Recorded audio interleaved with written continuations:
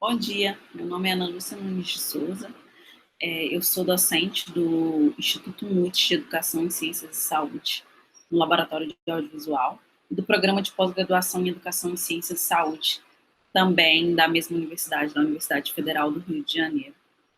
Né? A minha comunicação hoje, quem dá voz à mulher, estratégias para sair do discurso colonial, eu gostaria de começá-la falando um pouco sobre um conceito, né, uma expressão que está muito de moda no Brasil, que é lugar de fala.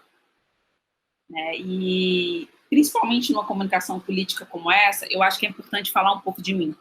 Então, nessa foto aí, acima à direita, eu sou a menorzinha, né, a menina menor. Estou aí com os meus irmãos, meu pai e minha mãe, né, nisso que seria o meu aniversário de 2 anos. Eu sou uma mulher nascida no interior do estado de Goiás, que é o interior do país, né? Nessa imagem aí vocês não conseguem visualizar perfeitamente, mas Goiás está ao lado do Distrito Federal, que é a capital do país, né? Na verdade, o Distrito Federal está dentro de Goiás. Eu nasci nessa cidade, né? Nasci e cresci nessa cidade, que é uma cidade mineira. Meu pai foi mineiro, minha mãe é técnica em enfermagem, mas é uma técnica em enfermagem que vai buscar essa formação técnica de forma tardia, né? Ela vai ver que a saúde do meu pai já estava sendo ceifada pelo trabalho na mina e volta a estudar como uma forma de garantir nossa sobrevivência, que é exatamente o que vai acontecer alguns anos depois com o falecimento do meu pai. A minha família materna, ela é uma família, racialmente falando, tipicamente brasileira. É uma família mestiça, na qual você tem a maior parte das pessoas que não são nem brancas, mas também não são negras. É o que no Brasil a gente chama de pardos, né? Um grande contingente populacional que nós chamamos de pardos. Mas na Inglaterra seria simplesmente people of color, ou nos Estados Unidos nós seríamos chamados apenas de negros. Só que no Brasil depende muito. Já a família do meu pai é uma família indígena, minha avó materna era indígena, e eu não tenho muitos dados sobre a minha família paterna, né? E só vou me dar conta dessa raiz indígena muito tempo depois, quando eu passo a conviver com os movimentos indígenas, né? Com os meus amigos e amigas indígenas.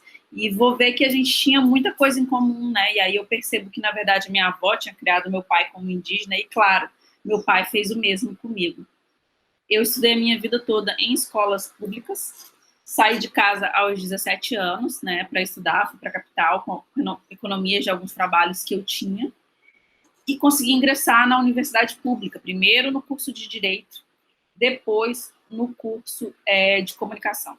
E aí é onde tem talvez a grande virada aqui, né, que no curso de Comunicação eu começo a participar de um projeto de extensão chamado Magnífica Mundi, era um projeto de comunicação popular, onde nós fazíamos basicamente oficinas de comunicação popular junto a escolas públicas, movimentos sociais, né, e etc. Fazíamos web rádio, web TV e mais um monte de coisas ali, tudo nesse âmbito, né, dos movimentos populares. Em 2018, por causa desse projeto, nós fomos para a Bolívia. Essa foto aqui, né, que você pode ver os Andes no fundo, tá todo mundo apertadinho aí, essa foto em cima à esquerda.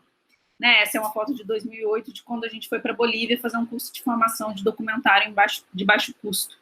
Foi uma experiência que me marcou muito, né, e eu, que até então me imaginava jornalista de redação, me apaixonei pelo documentário, me apaixonei pela magia da conexão que a câmera conseguia criar entre pessoas e entre comunidades. A gente ficou preso na Bolívia nessa época, uns 2 meses, porque os opositores do governo Evo Morales queriam derrubá-lo. E isso lá nos idos de 2008, né? Eu não estou falando de agora. E aí, nessa oportunidade, nós filmamos, escrevemos, narramos a luta do povo nas ruas, né? Foi uma experiência muito intensa. Eu acho que agora que eu já localizei vocês, né?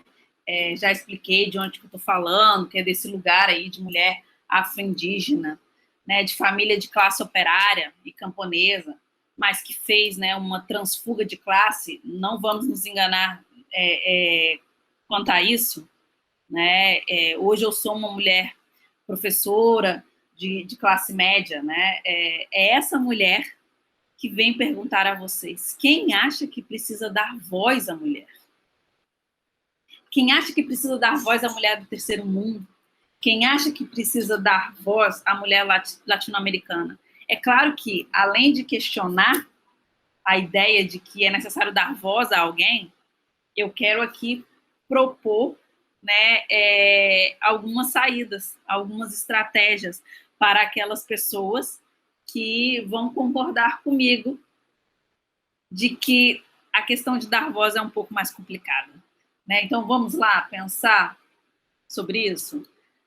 Nessa conferência, o intuito, né, é discutir o cinema feminista latino-americano e os coletivos feministas de artes visuais contemporâneos. Então, no primeiro momento dessa comunicação, eu quero refletir um pouco sobre as práticas visuais que atuam colonizando e oprimindo as mulheres do Sul, né, as mulheres do Sul global, que algumas chamam de mulheres do terceiro mundo. Então, vamos começar a falar de cinema, que é para isso que a gente está aqui, né? Ao realizar um filme, né, um documentário, um vídeo, um dos principais problemas, né, que nós temos é o que fazer com as pessoas, o que fazer como se relacionar com essas mulheres, como se relacionar com as mulheres do Sul global, com as mulheres do terceiro mundo, com as mulheres oprimidas, com as trabalhadoras, com as operárias, com as camponesas, com as vendedoras ambulantes, refugiadas, imigrantes sem documentação. Quem filma essas mulheres? E por que essas mulheres não filmam? Nós temos, por um lado, uma posição que é quase predominante no cinema mundial, inclusive nesse que se pretende, político e feminista, que é a ideia de dar voz ao povo. No Brasil, esse pensamento se tornou popular nos anos 60, com o cinema novo latino-americano, que inclusive já foi abordado, né, nessa mesma sessão. Mas, mesmo com essa ideia de dar voz ao povo, que parece bastante democrática e bastante justa, não é raro que nós escutemos, né, relatos de conflitos entre cineastas e as pessoas, as comunidades filmadas. Por exemplo, o premiado filme Vuelve Sebastiana, que é um filme da década de 50, se eu não me engano, posso estar equivocada com a data, tá, gente? Do diretor Jorge Ruiz.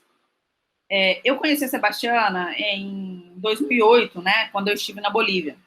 Essa história que eu já contei para vocês. E até 2008, o que a Sebastiana nos disse é que esse filme nunca havia sido projetado na comunidade dos Chipayas, onde ele havia sido filmado. Então eu me pergunto, como é que você realiza um filme que supostamente pretende dar voz à comunidade, mas nunca permite que aquela comunidade, né, que a Sebastiana possa ver como sua imagem está plasmada na telona? Pergunto, quantas de nós estamos dispostas a abrir mão do nosso desejo pessoal, do nosso ego de cineasta e colocar nossas câmeras realmente em prol das mulheres que estão em luta? Como nós podemos tornar a participação mais efetiva e horizontal? Claro que eu não vou responder agora, e talvez eu não responda, são só perguntas para que a gente reflita, né? O grande salto que a gente vai ter na história do audiovisual, não vou nem falar cinema, na minha opinião, é dado a partir da década de 70 e aí o início, né, da década de 80, quando o vídeo começou a se tornar popular, os equipamentos de filmagem ficaram mais leves, mais baratos, mais acessíveis. E aí começa a tomar forma uma iniciativa que ainda hoje é urgente, que é a de formar pessoas, formar os grupos, formar comunidades, para que atuem como cineastas, para formar essas pessoas para que elas possam, a partir das suas próprias realidades, filmar e contar suas narrativas, para que suas histórias não sejam mais contadas por outras pessoas, mas por elas mesmas. Passamos aí, nesse momento, a gente tem uma virada, a gente passa do dar voz ao povo para o dar câmeras ao povo.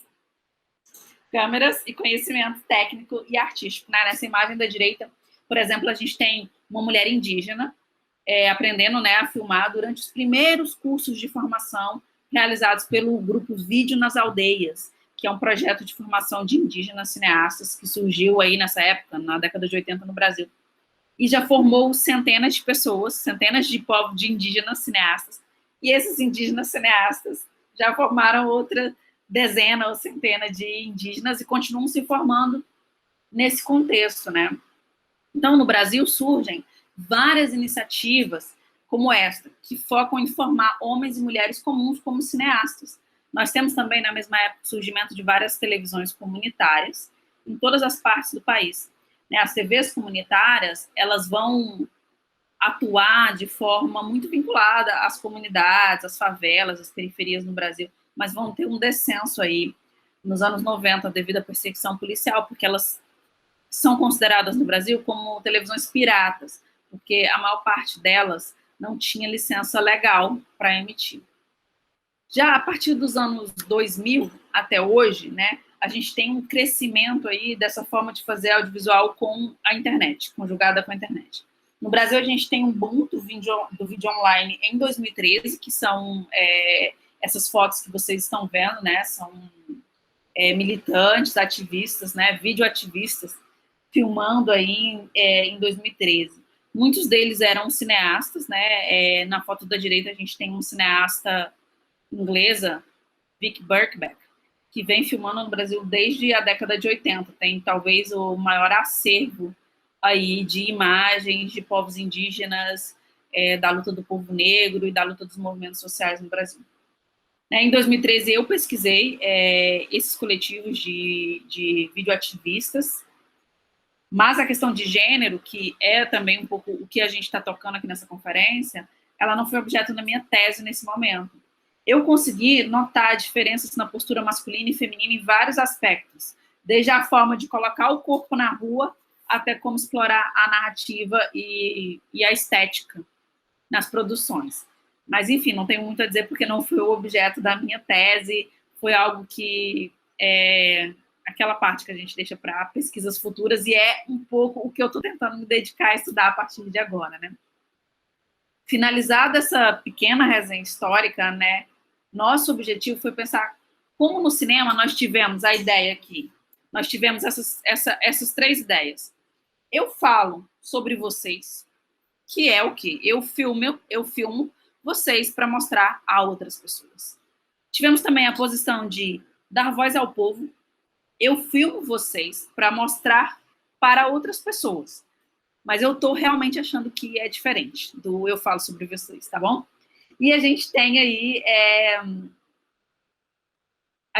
aí, nós chegamos aí, nós falamos de nós, né? Que são nós, né? Filmando o que nós queremos, como queremos.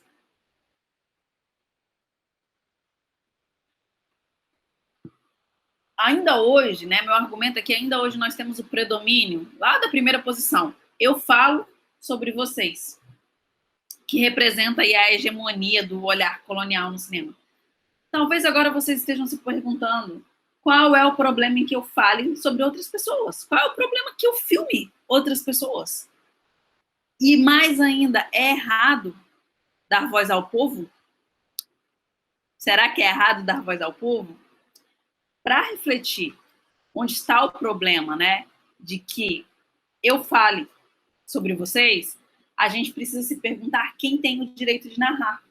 A gente precisa se perguntar como as mulheres do sul global, como os povos oprimidos têm sido narrados. A grande dificuldade, né, reside aí no deslocamento epistemológico necessário para abrir mão do olhar eurocentrado, que não é uma opção consciente na maior parte das vezes. Segundo o escritor queniano Ngugi wa Thiong'o, que é um escritor que eu gosto muito, o problema está em quando você utiliza a perspectiva de um centro, no caso, o seu centro, e é a partir desse centro que você estabelece a realidade universal. Dessa forma, é muito provável que a narrativa seja uma tentativa falha de encontrar os mesmos parâmetros do seu centro em outro lugar. O olhar do narrador, da narradora, passa então a ser um olhar de pena, um olhar salvacionista ou um olhar de horror. Temas que costumam ser objeto do desejo cinematográfico europeu sobre as mulheres do terceiro mundo, como casamentos arranjados, poligamia, prostituição, violência doméstica, uso do véu e o preferido de todos, né? a mutilação genital. Na maior parte das vezes são apresentados como narrativas de pena, de horror, ou apresentam a perspectiva do branco salvador, a perspectiva salvacionista. Em poucas ocasiões, essas problemáticas são realmente apresentadas de forma detalhada, contextual, historicizada, sob o ponto de vista das mulheres do sul global. A pesquisadora indiana Chandra Mohanty, no célebre texto Under Western Eyes, chama a atenção para como as mulheres, para como as feministas ocidentais construíram uma imagem da mulher do terceiro mundo que é homogênea e monolítica, na qual essa mulher é sempre ignorante, pobre, oprimida e desprovida de poder, em contraposição à mulher ocidental, que é livre, independente, educada, moderna e controla seu corpo e sua sexualidade. A próxima pergunta, dar voz ao outro é algo ruim? Também pode ser respondida por Mohanty. E ela nos diz o seguinte: quanto mais supostamente democrático e progressista, mais a retórica de dar voz ao povo, dar voz ao outro, é defendida. O efeito geral deste olhar continua sendo o de roubar a agência política das mulheres do Sul, uma vez que elas só podem falar porque lhes foi dada a voz. Além disso, muitas vezes, quando falam e ocupam seus lugares, isso é invisibilizado. A única imagem dessas mulheres possível, é aquela na qual elas são incapazes de se rebelar e brigar por seus direitos. E para Spivak, que está lá no Pode o Subalterno Falar, essa forma de criar imagens do outro exerce um papel específico na manutenção das relações de opressão entre o primeiro e o terceiro mundo. Para Spivak, o que temos aí é um intelectual disfarçado de não representante do outro, mas que continua sendo representante do outro. Depois desse histórico, pode ficar parecendo que eu acho que não há alternativa, mas eu acredito, de forma muito contundente, que a gente pode, sim, construir outras formas de produzir cinema, outras formas de representar e se relacionar com as mulheres dos povos e do sul global, com as mulheres e povos do sul global. A pesquisadora brasileira Maise Regina de Lucena Lucas sugere que a gente busque uma nova atitude audiovisual, onde o filme seja entendido como resultado do pensamento coletivo, da confiança mútua e da organicidade do grupo. Há mais de 10 anos, como eu comentei lá no início, eu tenho participado do coletivo Magnífica Mundi, que nasceu como um projeto de extensão da Universidade Federal de Goiás. Nós temos, a partir desse projeto, colocado em prática algumas metodologias participativas. A primeira delas, como vocês podem ver nessas fotos, é a formação de pessoas da comunidade ou de grupos, ou dos grupos, para que eles possam ser cineastas, eles e elas possam ser cineastas, para que tenham os conhecimentos técnicos e estéticos necessários para construir suas próprias narrativas, suas próprias histórias. Isso não é novo, eu mencionei que isso vem lá desde o início dos anos 80. Então, a gente não está inventando a roda aqui, não. A gente está propondo algo que já vem sendo feito em várias partes do mundo. As oficinas, de audiovisual, de formação, geralmente são realizadas da seguinte forma, A gente tem, com a seguinte metodologia: formação, intercâmbio e autonomia. Na etapa de formação, são essas oficinas mais técnicas, onde os conhecimentos são compartilhados. Depois, na etapa de intercâmbio, a gente foca em produzir de forma conjunta, na troca, na vivência, na experiência, na aprendizagem colaborativa entre todos. Uma segunda técnica participativa, que pode ser colocada em prática, é o que nós chamamos de visionados. Aí eu falo em espanhol, porque eu aprendi espanhol naquela formação lá em 2008. Mas em português poderiam ser projeções comunitárias. O que esses visionados ou projeções comunitárias são? Consistem em projetar o material filmado, e aqui, por exemplo, nessa foto aqui da direita, acima da direita, são as filmagens do meu documentário Corumbiara, em 2016, Então, a gente filmava e, imediatamente depois da filmagem, estava todo mundo louco para ver, e a gente projetava aquilo com a família, porque a gente estava filmando com núcleos familiares, a gente projetava, as pessoas se viam, concordavam, discordavam, opinavam, debatiam, a gente conversava sobre o que havia sido filmado. Eu acho que é uma troca super interessante e super rica, Nessa foto abaixo aqui, à esquerda, abaixo, são as projeções comunitárias do primeiro documentário que eu fiz em 2009, 2010, né? Trombas e Formoso, Memórias de uma Luta. Então, na realização desse documentário, foi numa cidade muito pequena. Nós passamos um carro de som e fomos à rádio da cidade, convidamos as pessoas para assistir. Então, a gente vinculava, né, a câmera na televisão e projetava o que havia sido filmado. No caso do documentário Corumbiara, né, esse da foto à direita, eu me lembro especialmente, assim, de algumas situações, né, que a gente tinha filmado com uma família e depois a gente teve que refilmar, porque a família não gostou. Eu me lembro que uma das personagens, ela falou, eu não gostei muito não, Ana, eu estou muito triste, eu estou muito cabisbaixa, essa história foi triste, e eu sofro contando, então é verdade, mas eu não quero aparecer assim no cinema. Eu quero aparecer orgulhosa da minha história, orgulhosa da minha luta. Então, amanhã a gente filma de novo, tá? Então, voltamos, filmamos de novo. De fato, assim, no dia seguinte, a partir disso, a postura da personagem tinha mudou completamente. Antes era muito difícil filmar com ela, e a partir disso, a filmagem ficou muito mais real, muito mais natural. Acho que ela conseguiu entender como funcionava a representação cinematográfica e o processo fluiu muito bem com ela. E sempre fazendo esse jogo, né, de filmar e assistir. Eu acho que essas duas formas que eu indiquei, né, de estratégias, não são as únicas possíveis para sair do discurso colonial, mas são alguns caminhos possíveis que eu conheço e que eu gostaria de compartilhar com vocês. Para terminar, eu gostaria de perguntar, né, as mulheres que você filmou assistiram e aprovaram a representação que foi construída sobre elas? Muito obrigada por acompanhar até aqui. Espero que a gente possa debater um pouco agora.